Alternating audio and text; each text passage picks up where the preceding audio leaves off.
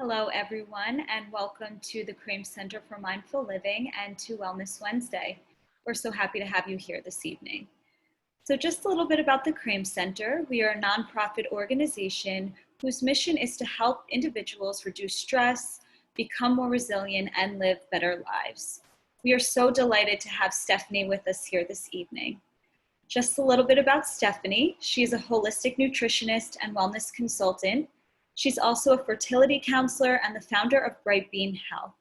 She teaches her clients how to eat based on their own individual body's needs, and she uses a food philosophy that focuses on eating seasonal, organic, unprocessed, and local.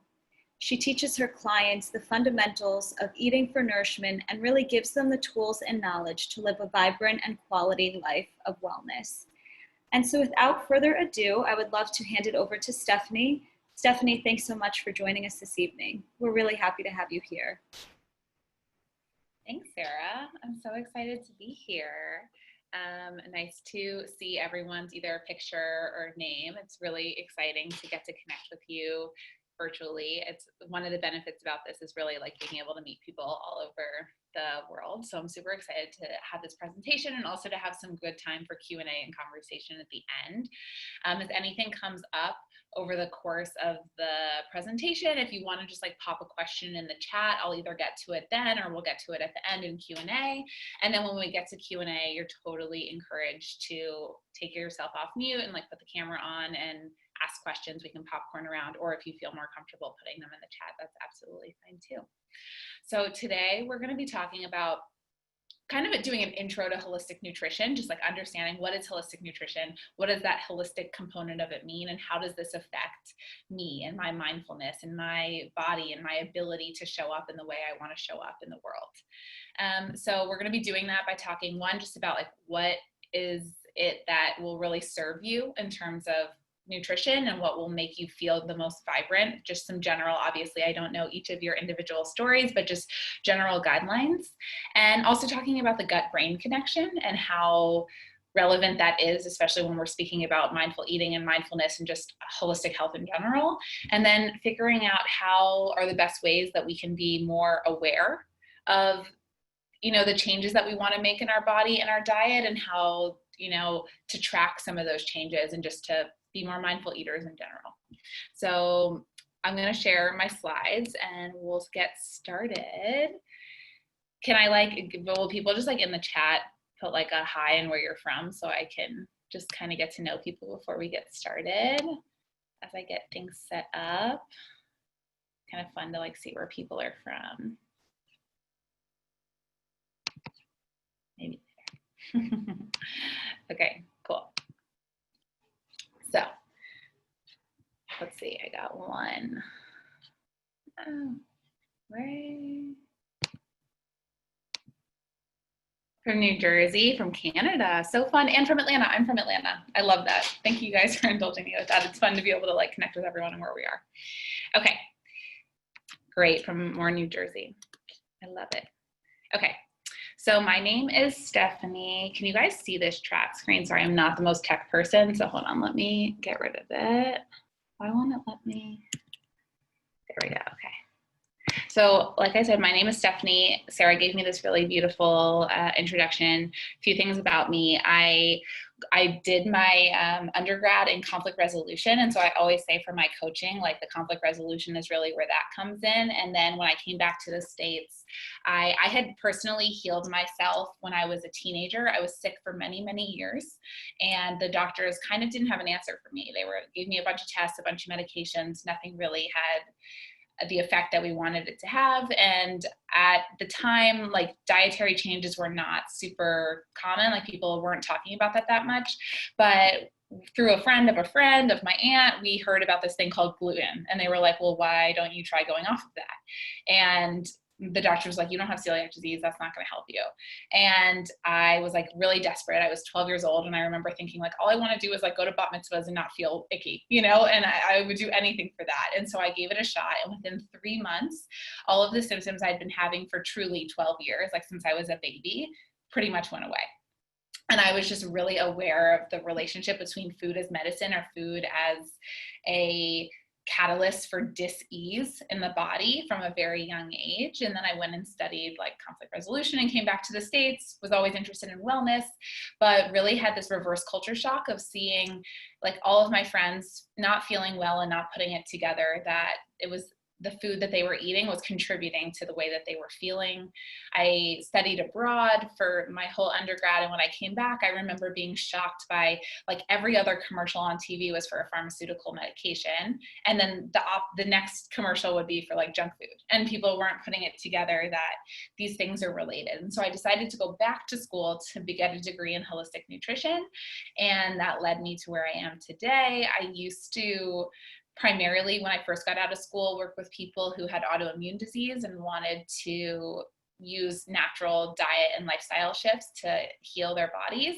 And then I just, through my own journey and my love of babies and birth and women, I also became a birth doula, decided to primarily work with women to help them balance their hormones, heal their guts, and make babies, which is so fun.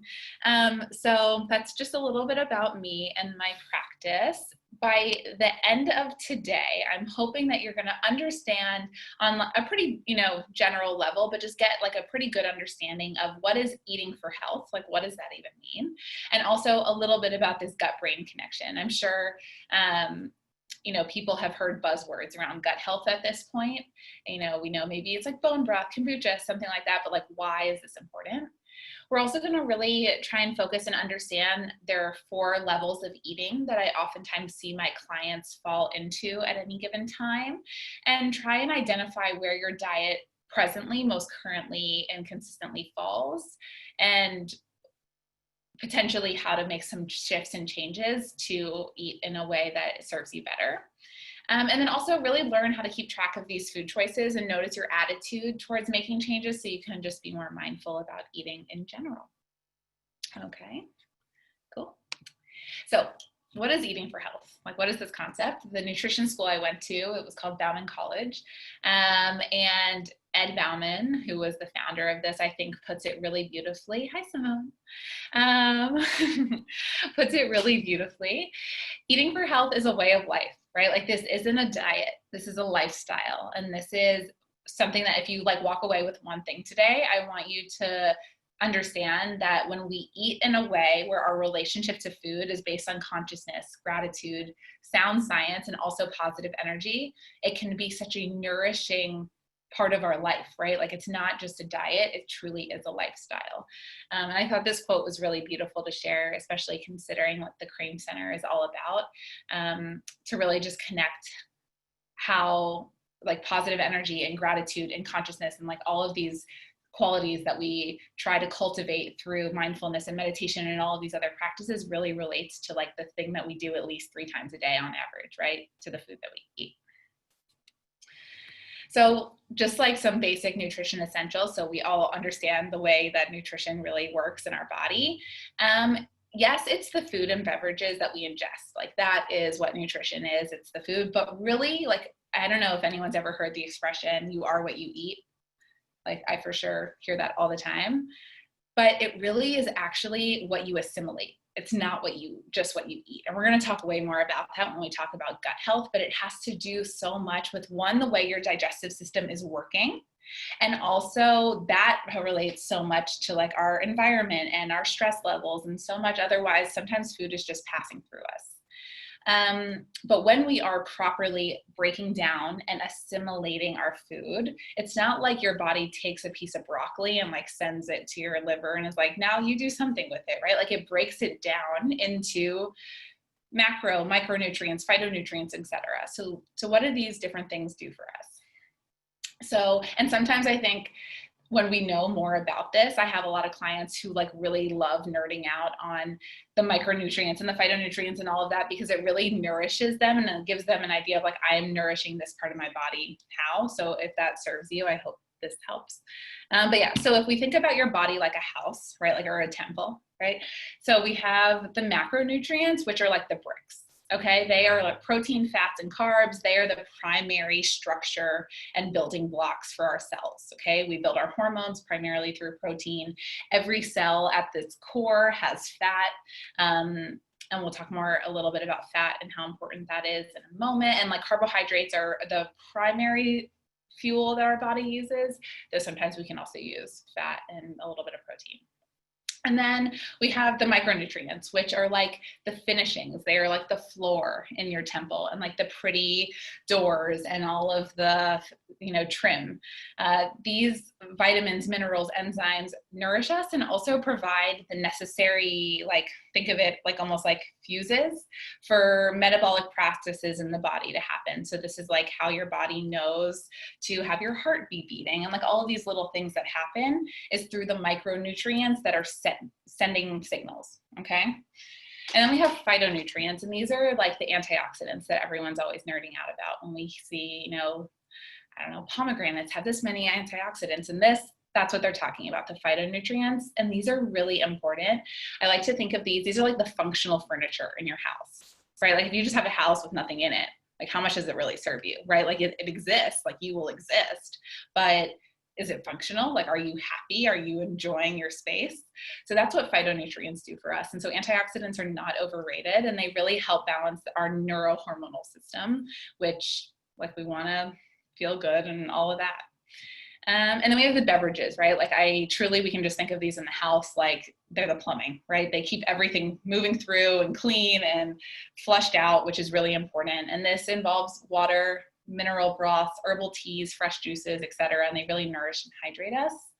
And then one of the most important parts, right, is like the vital factors. Like it's not just the food that we're eating. It's not just the space that we're living in, right?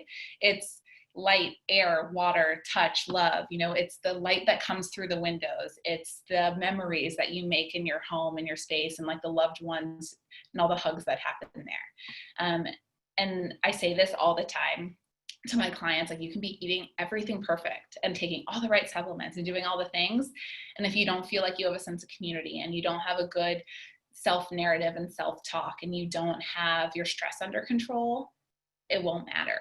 And so it's really the combination of the two. And this is something that holistic nutrition really, really emphasizes. And when I work with clients, it's like half about stress usually and half about the food stuff, because they're so equally as important. Does anyone have any questions about this slide just before we move on? I don't know why it's like giving me a really hard time seeing the chat. 1 second. Thanks. Love the house analogy. Great. Okay, hold on. I don't know why it won't let me. There we go. Perfect. Okay. So like, what does that actually equate to and mean? Like, what are the bricks and what are the finishings? So really, real food grows really healthy cells. And when I say real food, I love Michael Pollan puts it really nicely. He has like a bunch of books, but one of them, I think it's called In Defense of Food. And it's like, eat food, mostly plants, not too much. Like says it really beautifully and concisely. But so really whole organic foods and an emphasis on plant foods. Like remember when we talked all about, when we talked about these micronutrients and the phytonutrients, plants are very, very rich, and especially the phytonutrients and also the micronutrients, okay?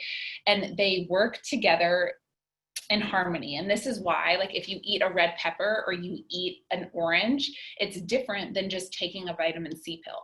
Because what science doesn't fully understand, but they see, but they don't really understand how to replicate it in terms of supplements, is there's like a synergy between the micronutrients, like the vitamin C in the red pepper, with also all of those phytonutrients and all of those antioxidants that give it that bright red color, that something happens in your body. It's like that secret sauce that no one really has the recipe for. And so this is why it's really important that we eat a lot of these foods and we don't just rely on, supplements to get it. And the more fresh and unrefined something is, not only will it taste better, but also it's just going to have more nutrients for you and going to serve you really well. Additionally, if we're thinking of our body as this temple, right? Like if you had like a really, really nice car, like the nicest car, you put premium fuel in it, right? Think of your body the same way. So when we want to, and when the more we talk about gut health in a little bit too, we'll understand more about like what's living in our gut, but it's really important that when possible, you prioritize organic. And if there's ever a cost issue or just like not knowing what to buy organic, the Environmental Working Group puts out a list every year called the Dirty Dozen, which are the 12 plant foods that have the most pesticide residue on them when they are, like in the public, like at grocery stores and stuff. Or they also have the Clean 15, which are the least pesticide residues. So if you're like, it's okay to buy, or it's better in terms of pesticide residue to buy a avocado that is not organic compared to a tomato, and just based on the tests that they've done.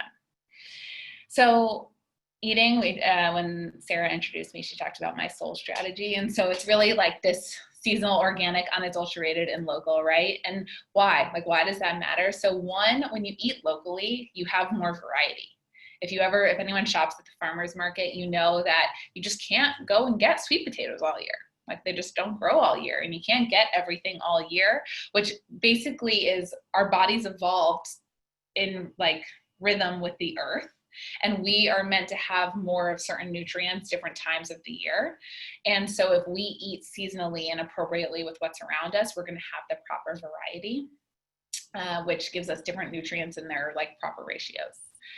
And then also, there's a really great book if you're at all interested in this called Eating on the Wild Side. I highly recommend. It's like full of just really fun, interesting tips. And basically, one of the biggest takeaways I got from that book was just how quickly plants lose nutrients after they're picked. And so like if you go and get lettuce from your garden or from the farmer's market and it was picked yesterday, it's going to have, I'm kind of fudging these numbers just because I can't remember exactly, but let's say like 10%, it'll lose like 10% of its nutrient density a day. So if you're buying food that's like from Mexico, by the time it gets to you, it's probably lost 50% or more of its nutrient quality. So eating local is really important. Just like everyone always asks me, like, how much water should I really be drinking? Or like, how many beverages should I actually have a day? I usually say about a half a cup per waking hour is a good amount. And it's really important that we pay attention to the strategic aspects of it, which are like your individual tastes, what your needs are, what your situation is. Like if you are working all the time and you don't have time to cook and shop, like your needs are going to be different than someone who has a more of abundance of that particular skill set right now, or like loves to cook and loves to shop at the farmer's market. And it's okay for us to figure out how to meet your own needs better. So to try and not let this feel so prescriptive. And also this is something I think is really important. It's good to look at your like lineage and your ancestry, because it's very recent in modern history that we live all over the world, right? And so for the most part, if my like lineage came from like Eastern Europe, like I am evolved to do better with potatoes probably than I am with rice. Someone whose like ancestry comes primarily from Northern Europe might do better with dairy than someone who's of Asian descent, just because we didn't have these foods available to us in the same way. And so if you're really looking to figure out like tailored to your needs, it's always good to look at that. So think with your soul, eat with your soul, which is seasonal, organic, unadulterated, and local. And this is a really beautiful chart just to give you an idea. It's an alternative to the My Plate, that the USDA puts out.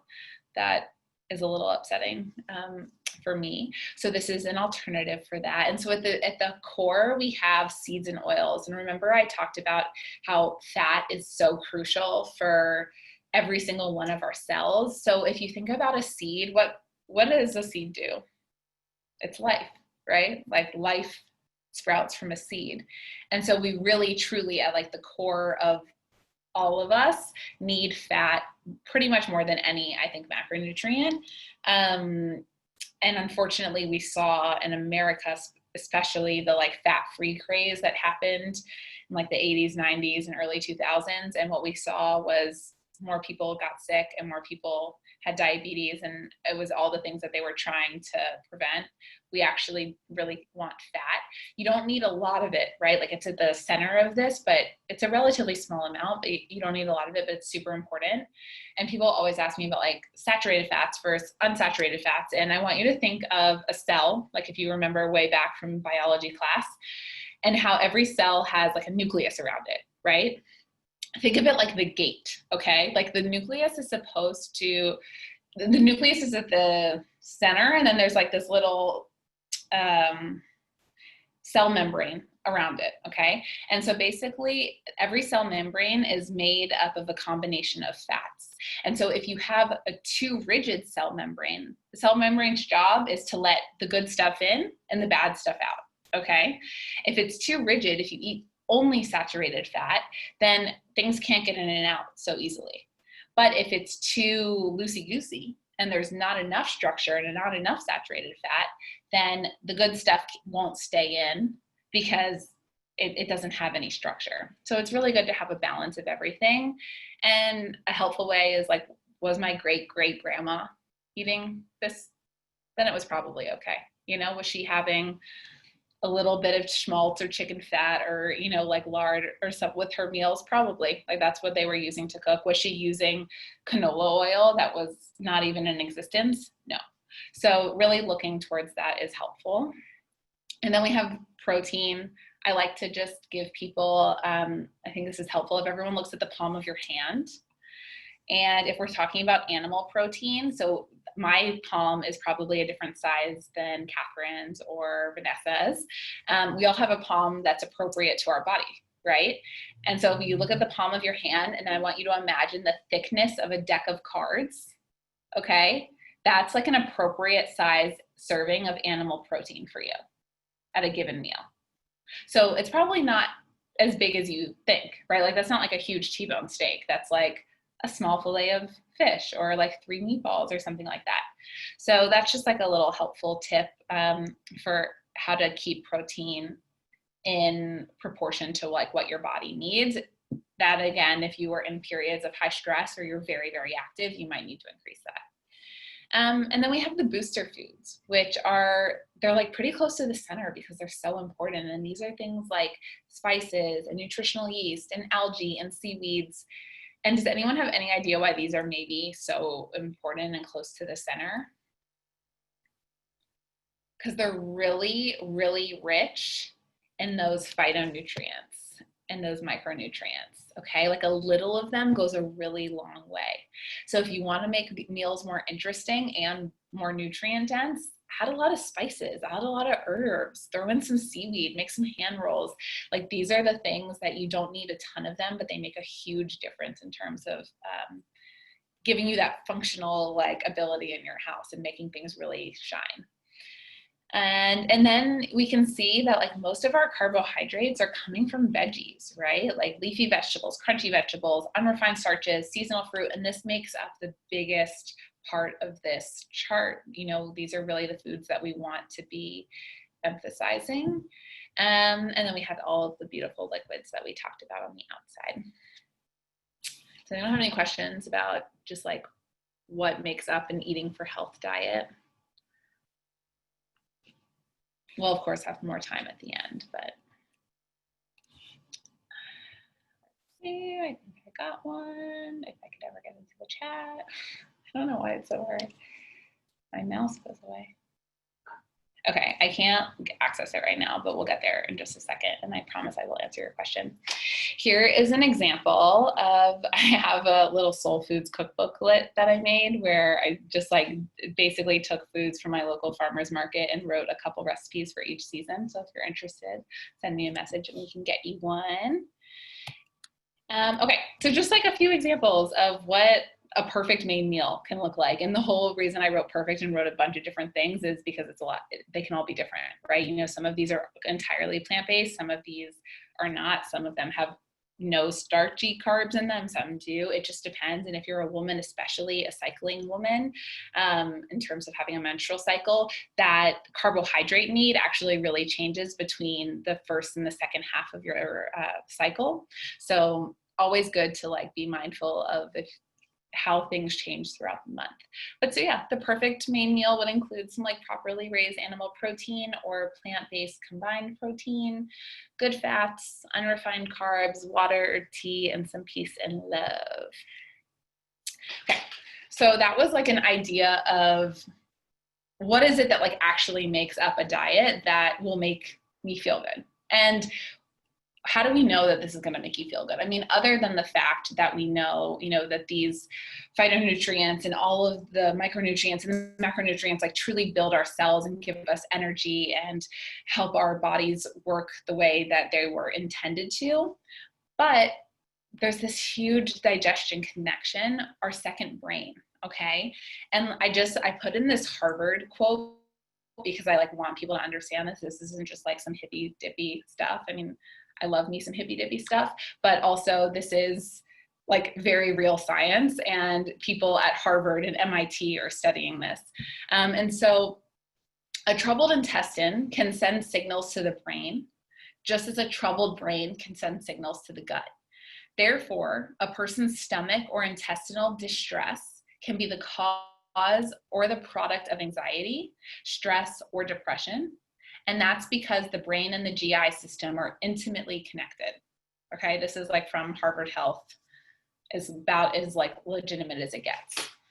And so when we're talking about mindful eating, like, yes, we're going to get to the point where it's like, what is like the deep breaths and the blessing of my food and all of the things that can help us eat more mindfully. But it's like the chicken and the egg, right? First, sometimes we have to eat the food that we know scientifically makes us feel good so that we're happy in our brain and that we can do the practices of mindful eating. And so it's a little bit of this feedback loop. So the first part of this was like, great, what is holistic health? What is eating for health? What should I actually be eating for a healthy brain and a healthy gut? And now let's understand a little bit more about the way the digestion system works and why that matters. So who's ever had the feeling of like butterflies in your stomach when you're nervous? Yeah, or like when you're excited or where anything, right? It's a pretty wild experience. Like you are feeling something that rationally you know is up here, but you feel it here. And also that what like the expression trust your gut, like we truly understand. We knew this like many, many years ago that the gut was our second brain. So why? Like, why is that happening? Well, basically the neurons in your gut lining are so similar to those in your brain that they're constantly communicating with each other through something called the vagus nerve. But it's why when you feel something, you truly feel it in your gut. When I was a kid, like I was probably 10 or 11 at the time, and I was going to all these GI doctors about all of my digestive health issues, they were giving me low dose antidepressants for my IBS, is that's what they were defining me having. And I was like, I don't understand why. And they were like, well, basically they're so closely related that it's a very common treatment for IBS to give low dose antidepressants to basically like calm down the cells and the neurons and the cells that line your gut. And so doctors have understood this for a long time, but now we're starting to understand more about how you can address that naturally. Plus, 90% of our serotonin is made in our gut. That's where it's produced. Serotonin is the hormone that makes us happy. It's the feel good, it's like everyone's always like, go for a run because it gives you endorphins. It also boosts your serotonin, makes you happy. So there are don't think about this like too late at night. It's kind of creepy, but there are like 3 pounds of bacteria, of like gut bacteria that live in your gut and that basically control like almost everything about us. Like, I know that sounds wild, but really they influence our mood, they influence cravings, they influence so many different systems that happen in the body. And like truly, also, this is a Harvard, and they've also started looking at it at MIT. They're even looking at bipolar disorder and schizophrenia as being diseases of the gut, because that bacteria so closely relates to what's going on in our brain and is controlling the thoughts that we're having and the way that we're feeling.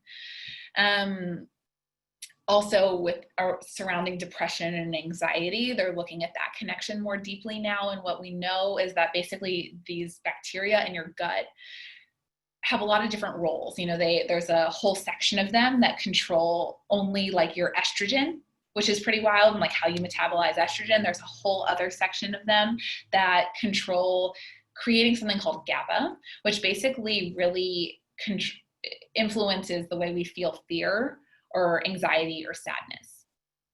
So all of that to say that like what's going on in our gut really influences our mental health.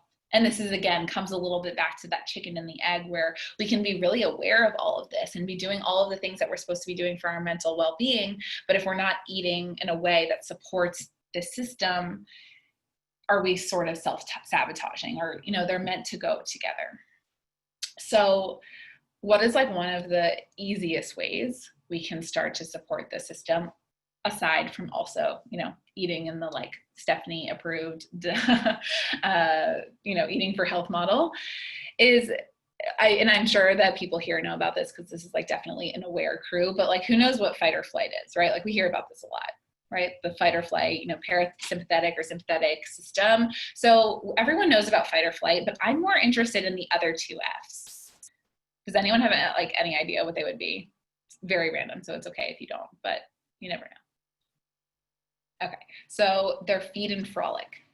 Okay, so what feed relates to digestion, and frolic, I want you to think of like little fairies frolicking in a field. It's like your sex hormones. Okay, so basically, if we are they're mutually exclusive. Okay, you cannot be in fight or flight and in feed and frolic.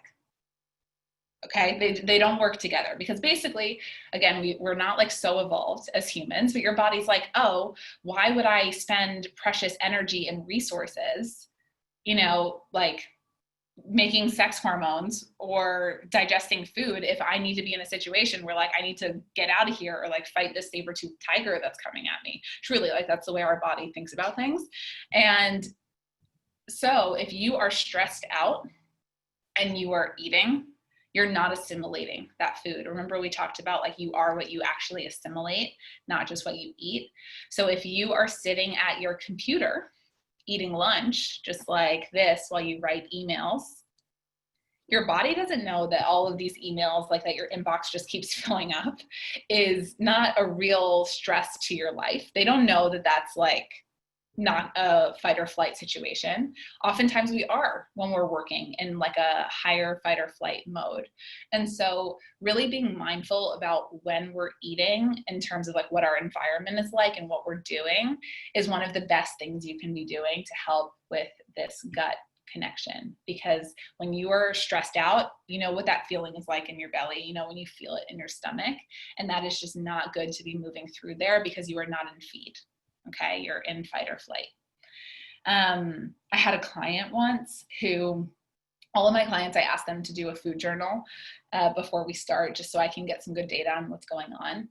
And she had such an interesting realization where she realized that she and her husband, she's American and her husband's Australian, and they were trying to get a green card for him to move here. And there was like there was a lot of stressful stuff going on.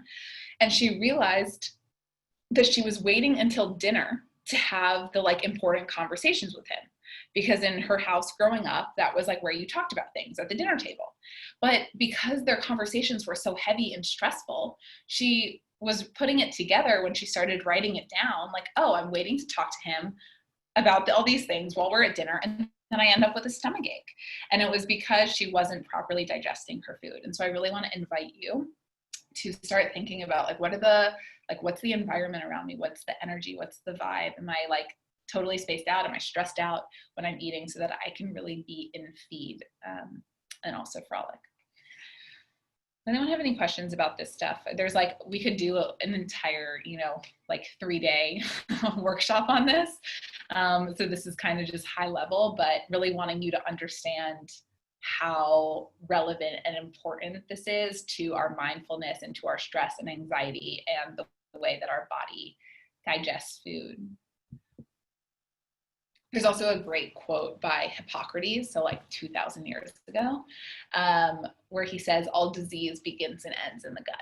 And like, it's wild that 2,000 years ago we knew that, and now fortunately we're coming back around, but it's really, really important.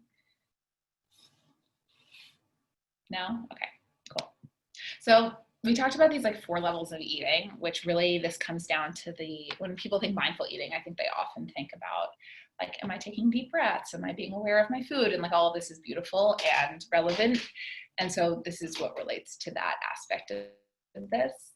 And so I just want to name that like it's okay to go back and forth between some of these sometimes. Like, yes, the goal is for you to eventually spend most of your time in eating for health, but like there will be times when you're on vacation or when, you know, there will be like short periods of time where you might exist in some of these other levels, and that's okay. But we're really looking at like, where do I most consistently fall? So there's like level 1, which is eating for pleasure.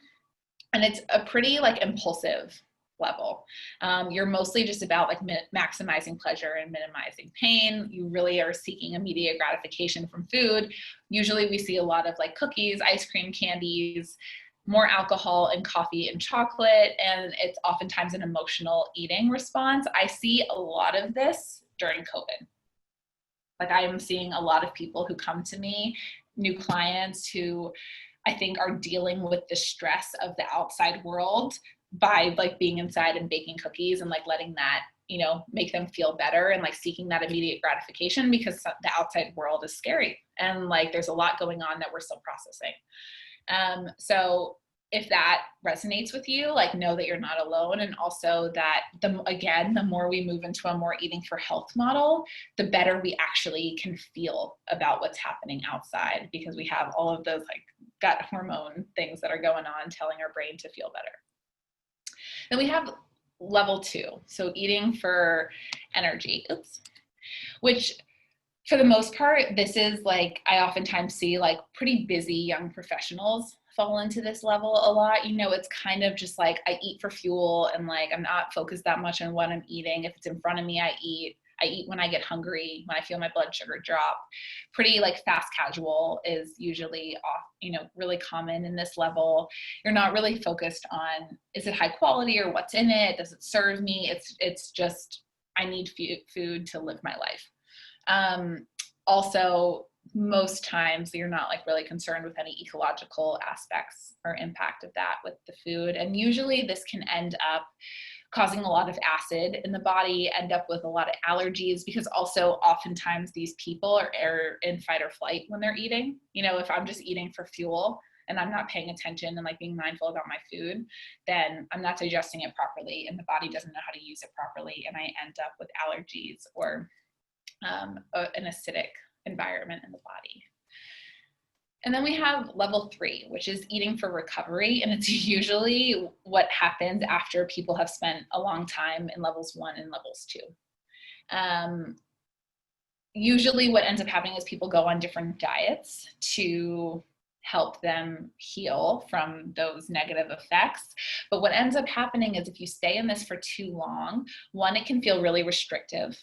And 2, it can feel really like tiresome and just like you're over it. You're overeating the same foods all the time. It doesn't feel natural. And oftentimes those like positive effects that you get in the beginning of doing something like that start to fade away. So what's the alternative? Like, what do we do differently? We have this idea of eating for health, right? Which is this understanding that food is a huge part of our lives, right? Like we're interacting with it multiple times a day. And so really being committed to like a lifelong learning about the way our food interacts with our body and what optimal nutrition looks like. It's similar-ish to level 3, but allows for more personal choice, right? Like I'm not following just like a strict, someone gives me a meal plan or, a book that says eat this and this and not that. It's rather like what works for me and really getting to know that bio-individualness about you, and also taking into account, again, like where do you live? What's in season? What's your ancestry? All of that. And you're really choosing from healthy organic foods. You're eating in moderation. You're eating to not just fuel you, but like to nourish you. And I think that mindset shift makes a really big difference. One of the ways I also talk about this is like in eating for recovery, the mindset I hear is often I have to eat X, right? Like, or I can't eat X, I have to do this.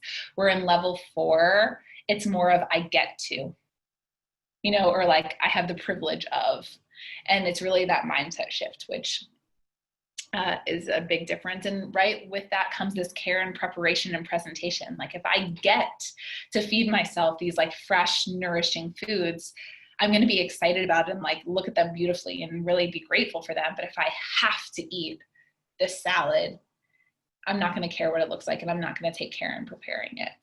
And we know that the way we do things influences the way we feel, which influences the way we digest when we eat. And so the eating for health really encapsulates where like food is understood and appreciated as an instrument for your personal healing, but also that you're excited to share it with community. And hopefully one day soon we'll be able to do more sharing of food in community, because that's really nourishing, right? Like the idea of like breaking bread together, like I think that also one of the differences between level 3 and level 4 is in level 3, people feel very restricted and isolated, from their community. It's like, I can't eat that. I have to eat this. And so going to like a dinner party becomes stressful. But when we're more in level 4 and it's more about how does this influence my entire like being rather than just what's on my plate, it becomes easier to share in community. So the way that oftentimes I find people can get to be in transition to get to eating for health is really like paying attention and being mindful about our food choices and habits. So like it's what you're eating, but it's also how are you eating? And so here are some just questions that you can ask yourself. Like, what are you eating? Are you eating whole foods or fast foods, refined foods, comfort foods? Like what is making up the bulk of your diet, the bulk of your food that you're ingesting? But also it's how, right? It's, am I chewing slowly? Another quick thing that you can be doing for your gut health. So digestion starts in our mouths, okay? Our saliva, chewing stimulates different hormones that go off to like tell your body to produce enzymes, and like it's a pretty cool process. So the more you chew, the better you digest your food, but also enzyme activity begins in the mouth. And so the more that we chew, the more we start to already digest and break food down in our mouth, which makes our job in our guts a lot easier. So chewing really well. I encourage everyone, like when you go and eat dinner tonight, just have your first bite without, like influencing it, and chew how many times you would normally chew and count. And then I want you for the next bite to chew 20 to 25 times and see how different that is. So that's like a little homework assignment. Are you eating slowly? One of the questions on my food diary that I send, which like doesn't count calories or anything, but rather there's a few different categories. And one of it is like time of, like length of meal. And that's a huge epiphany a lot of my clients end up having, is like, my meals are 5 minutes. When you're like sitting around at a dinner table with like friends and family, dinner can last an hour. But if you're just like sitting in front of Netflix, how quickly are you eating? And the more slowly we eat, the easier the job is on our gut. And also we feel full faster, and those signals just need some time to be sent to the brain. Am I talking while I'm eating? Like, does that serve me or not? Am I hungry actually when I'm eating, or am I just eating out of boredom? Really start to ask your questions like, how am I eating? And also, what am I eating? And then some quick tips, just like basic quick tips for mindful eating. I really encourage people to like bless your food or express gratitude before eating. The more we understand about the science of gratitude, it's like a little bit hard to be in fight or flight if you're in a gratitude mindset. And so just as a way of really like resetting the body, so that when we eat, we can digest properly and let it really serve our brain and our guts, is just, even looking and just being like, I'm really grateful that I have food, or I'm grateful for all the colors on my plate, or I'm grateful for the farmers that grew this food. Just start to cultivate some gratitude, or blessing that if it feels aligned for you. Another really great way to reset the nervous system, by taking 3 deep breaths before a meal. So just sitting down and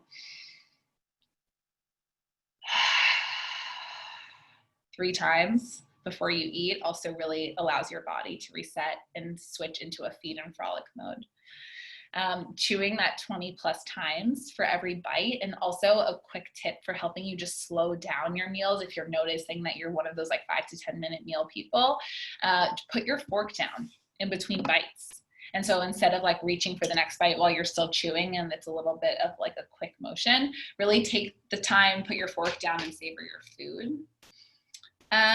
And then trace the life of your food through your mind when we're thinking more about where is our food coming from, and knowing that that really influences the way it serves us. And does that align with you, right? So if Sarah gets most of her food at the farmer's market and she can think back to like, oh, this is that like woman with the really fun pink hair sold me this, and that farm is in so-and-so, you know, whatever town, and like thinking about how that food got to your plate. Like, does that feel good to you? Like, are you excited about eating that? And like just kind of tracing that life is a really beautiful practice in mindful eating. And then this one is oftentimes the hardest that I see people struggle with, but also one that will make you feel probably the best. It's a Japanese tradition. Like it's very well documented in Japan, where I can't remember what the word is, but they have like a word for it. And it's basically to eat until you're 80% full. So like everyone has had the feeling on Thanksgiving where you're like, oh my God, I can't eat another bite. Like literally I will like explode if I put one more bite in me. And I want you to play with like edges of, obviously that's an edge, but like how close are you getting to that edge nightly? You know, are you like stuffed or full after every meal, recognizing that overeating creates a lot of heat in the body and makes your gut's job a lot harder because it's processing more than it can take. And if we eat till we're 80% full, sometimes a good way of thinking about this is like, you know, when you go to like a kind of nice restaurant and they serve you a plate and it looks like it's not a lot of food, and you're like, oh, like this isn't as much food as I thought it was going to be. But then you finish it and you're like, actually, I feel good. Like I'm satisfied, but also I can totally gut up and walk around and like have energy. So like aim for that feeling where you're like, I don't mean like the super fine dining where they serve you like one scallop and that's dinner, but like, you know, pay attention to what servings actually really align with you and try and hit that 80% mark. Yeah. And then if you like want, I don't think that tracking your food like in a food diary long term is healthy, but I do think it can help give us a lot of those realizations in the beginning. It can really help us see like, oh, I'm eating my lunch for 5 minutes at my computer. Oh, I'm having, you know, dinner with my partner and having these really hard conversations, and therefore I end up with a stomach ache. You know, like it really can give us a lot of insight into something that we're maybe not being as mindful of. So I always recommend people do it for like 3 days to a week just to see where they're at and like really start to understand like, am I, the food diary I have, which I will totally share with you if you just send me an email, you know, it really asks for like feelings before and after the meal. Like, are you feeling really hungry and really full? Are you feeling, you know, like I just want something sweet and like seeking that immediate gratification? So I think they can be really helpful. You know, it's really good to, if you don't use my food journal, just really pay attention to like how much, when, where, with whom, why am I eating? Like all of those questions are just as important as what you're actually eating. So we can do some Q&A, and also I would love to connect with you more. So you can find me on Instagram if that's your thing. I spend a lot of time over there and share a lot of like wellness tips, specifically around women's health, but not exclusively, more on mindful eating, etc. And also feel free to shoot me an email if you want to find out more about what I do. And so we can do some Q&A now if people, I can open this chat now. And then also if people want to, the nutritional yeast surprises you. Yes. So important to note that like anyone who has an issue with candida or yeast, it's not good, but for like, if you don't have that issue, it's incredibly nutrient dense and has like a ton of B vitamins and chromium, which helps you balance your blood sugar and all of that. Again, a little bit goes a long way with those foods. Like you don't need a ton of them. And yeah, I do think it's really important to note the privilege too. Not everyone has access to it or is a place of financial stability. I also think it's important to call out a name that there are a lot of programs in different communities. I know around the world, I've worked in them before, that provide this type of food. And, you know, like there are farmers market programs where all over the country where you can trade in your food stamps for fresh food dollars, and they actually give you 50% more. So if you go to the farmers market and use your food stamps, it will give you 50% more money to do it that with. And so I really appreciate you bringing it up. And I think that it is a privileged conversation. Like it's a privilege that we can even be having this conversation. And I think it's important that we talk about it more so that communities that have trouble accessing it know that there are a lot of programs that are really trying to make that more of a possibility for them. Like, yeah, the lineage thing is super interesting.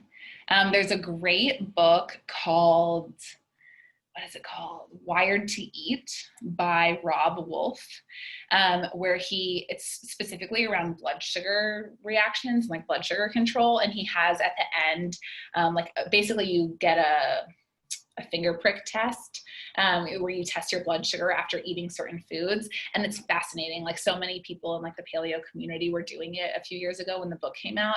And we saw that it was really like, he and his wife had like drastically different responses to like a half a cup of white rice. Like one of them does so much better with it.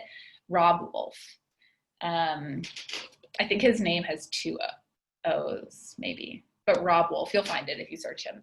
And like some of what we were seeing was, you know, like people whose family came from China did way better with rice than people whose family had been in Portugal and like Spain in that area for hundreds and hundreds and probably thousands of years, but they can only track back hundreds of years, where they did way better with potatoes compared to rice. And so it's just like our bodies have evolved a lot based on our environment. And then like in the last 150 years, we've really shaken things up with globalization and we haven't fully caught up.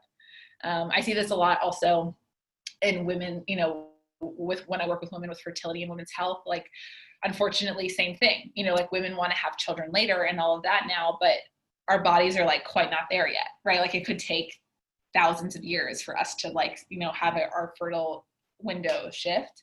And so I think it's always just important to remember, like as real as our reality is now, it's relatively temporary in the grand scheme of things. And so we should look back to more traditional models. Other questions? I can also stop sharing my screen so we can all see each other. Oops. There we go. Hi, Vanessa, I can see your face now. Why won't this? There we go. Did anyone have like something else that really surprised them?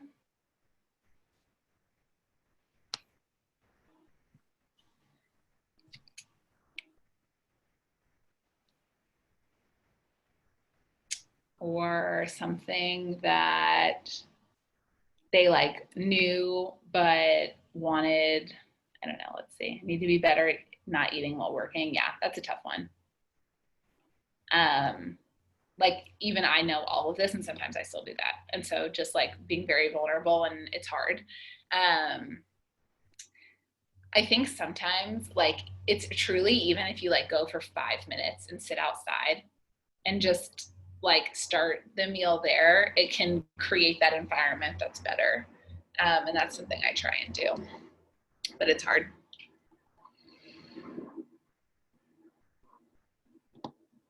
Anything else? Interesting. Yeah.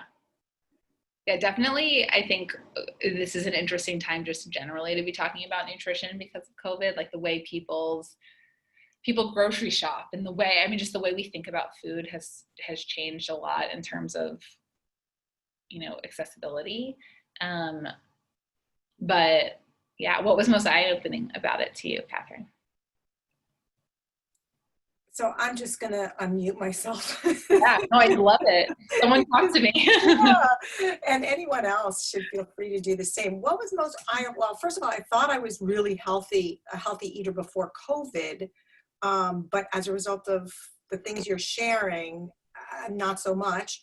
But now everything's out the window. So what was most eye-opening was this idea of the lineage, because my lineage is Eastern European, and I stay away from, like, my parents are Eastern European. I was born in Northern, but the lineage is Eastern European.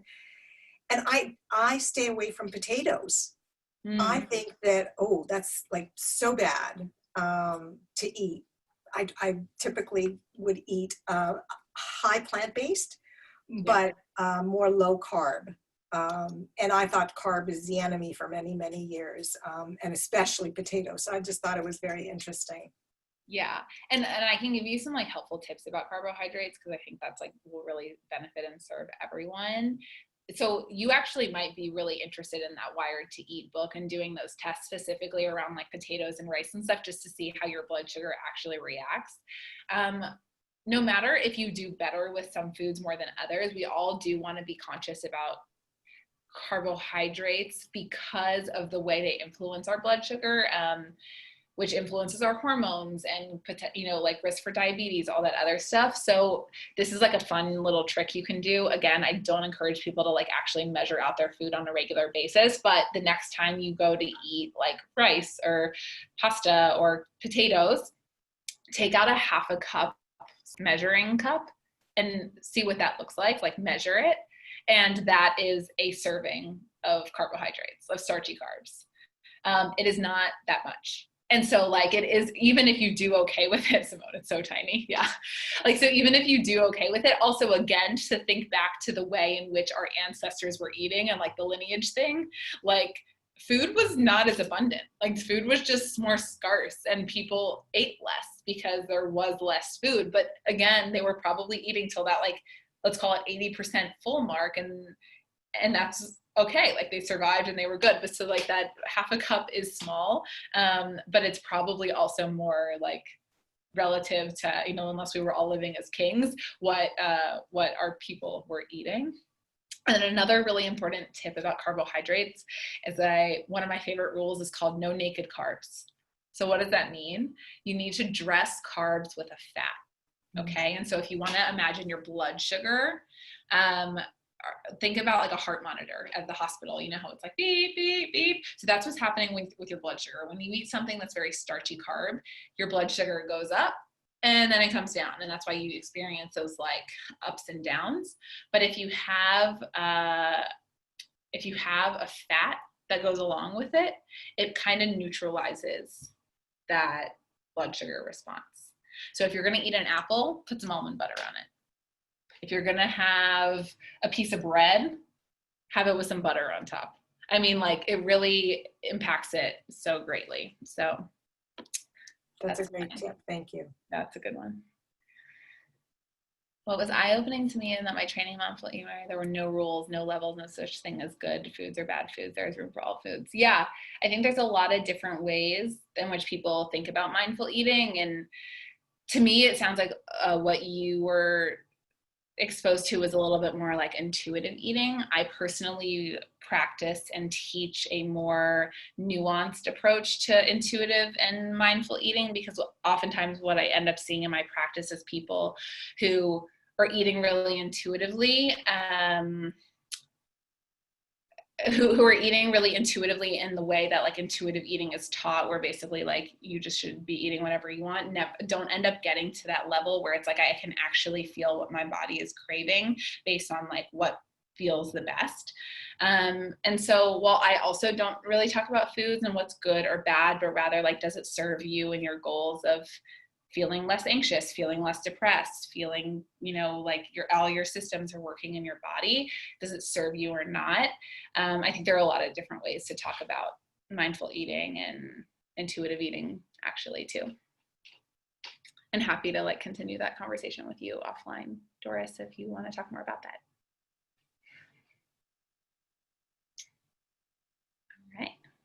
All right. Thank you. Stefanie, well, thank you so much. This was such a fantastic presentation. I know personally I learned so much, and I think many other people did as well. So we just want to say thank you for such a wonderful evening and for joining us here at the Krame Center. And thank you everyone for participating, and we really hope to see you sometime soon. My pleasure. Thank you so much. Lovely to be online with you all. Yes, thank you, Stephanie. Have a great evening, everyone. Bye.